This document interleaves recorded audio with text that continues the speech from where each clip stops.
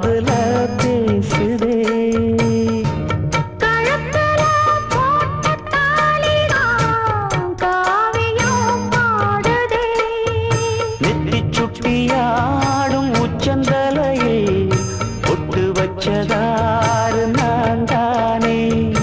அத்தி மரப்பூவும் அச்சப்படுமா அக்கத்தோட யாரு நீதானே. ஆசை பேச்சில் பாதி மூச்சில்